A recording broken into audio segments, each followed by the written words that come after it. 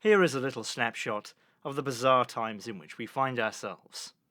21% of American adults are functionally illiterate. That means 43 million people. In the UK, 16% of adults are functionally illiterate.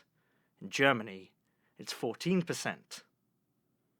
This video explains what that means and why that might be. With me, some guy. This is the universal cure. This is the Swiss Army knife. As of this hour, America's schools will be on a new path of reform. And modernize at least 35,000 schools. Yet for too long, countless American children have been trapped in failing government schools. Ask me my three main priorities for government, and I tell you, education, education, and education. No return sanctions. As I've set out today, where test scores just keep going up. we're supporting the most... And most students read and do math kind of above grade level. First is access to good education. How does Chambers Elementary do it? Well, Principal Joseph Whalen accentuates the positive. As ever, the definition of literacy and exactly what it means to be illiterate has changed through time and depends on nation. Because why would anything be easy? Everyone who knows you thinks you're rude. Prior to 1950, you were literate if you were able to recognize letters and words. Then, in the 1950s, the concept of literacy began to change as researchers in various fields, like anthropological linguistics and education studies, began to converge on the conclusion that literacy cannot be defined outside of specific cultural contexts. In some cultures, drawing a picture could be understood as writing.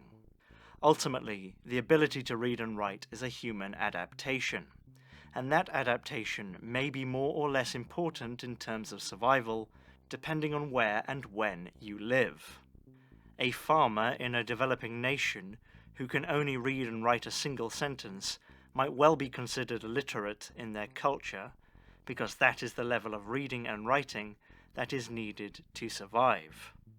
This led to the introduction of the term functional literacy, a sort of common sense term meaning that sure, if you can recognize letters and some words, you're not technically entirely illiterate, but being unable to understand most sentences presents the same size of barrier to prospering in modern society. A, B, C, D, E, F, G, H, I, J. Today, the definition of literacy is still defined differently in different countries. For example, in Greece, literacy is defined as having completed 6 years of primary education. But research shows that measuring literacy in terms of the number of school years completed isn't an accurate tool for a variety of reasons. If you want a good example of this, a study found that in Germany, 12% of those who had completed a higher level of education are functionally illiterate. Owning a car doesn't mean you know how to drive a car, I quipped. In 2021, no doubt exasperated by the conflict of sneezy woozy breathy hardy, it was estimated 200,000 children in the UK would leave primary school unable to read. But that's nothing new. In 2015, it was estimated that 20% of primary school leavers were functionally illiterate and innumerate, something like 160,000. In 2012, the Organization for Economic Cooperation and Development, the OECD, developed an assessment called the Programme for the International Assessment of Adult Competencies, or the PIAAC, which gathers data about adult cognitive skills, like literacy, in 40 different countries. The assessment classifies adult literacy into 5 different levels. These levels were then adapted by the US Department of Education as a tool for measuring literacy. A very similar tool, but not the same. Interestingly, the Department of Education measures overall literacy in 5 levels, But in 2013, the agency combined level 4 and 5 for the first time because there were so few people, about 2%, who were at level 5. Of course, just when you thought, "Are you literate?" is a simple question synonymous with "Can you read?" it gets more complicated. I'm half expecting Bill Clinton to pop up and say, "It depends what the definition of wanking is." Adults who score at level 3 are considered fully literate. Adults who score below level 3 are considered at least partially illiterate. Those who score a level 1 are considered functionally illiterate.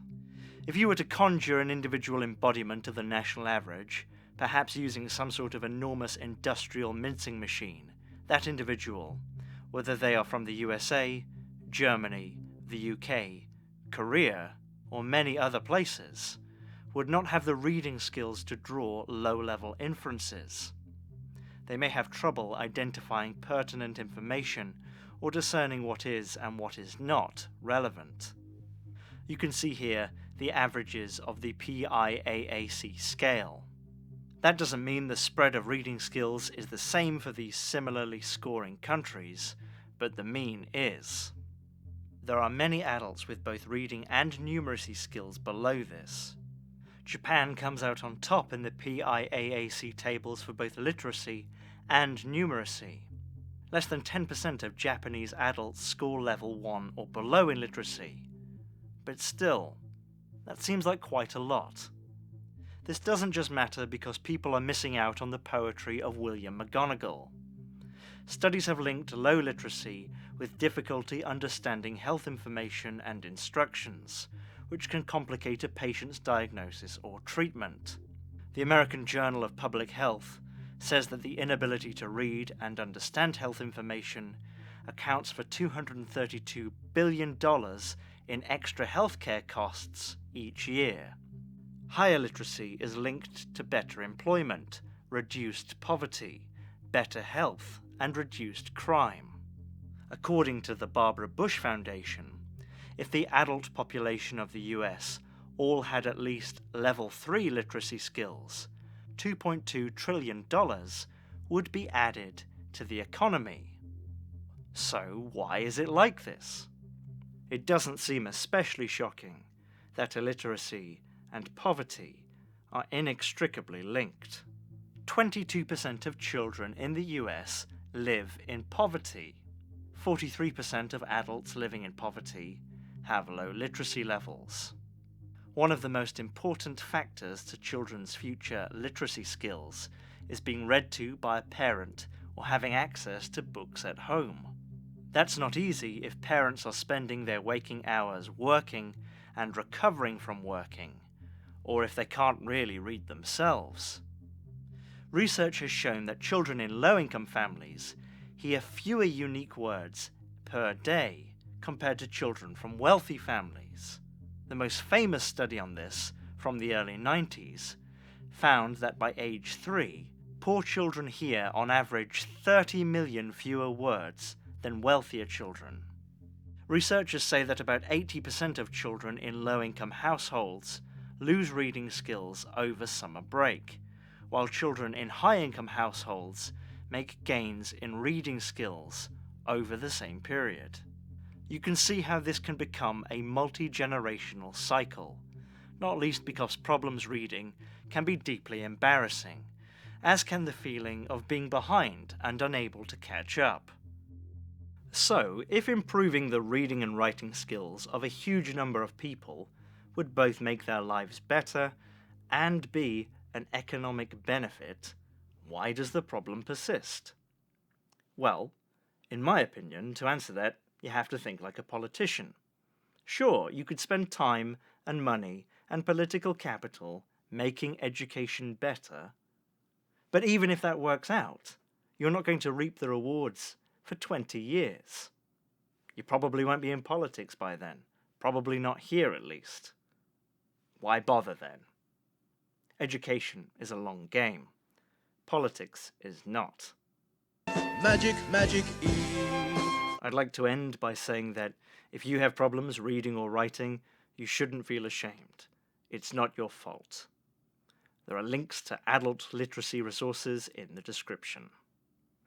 And to get you really excited about reading, because I know you've all been wanting this, I will now read a poem.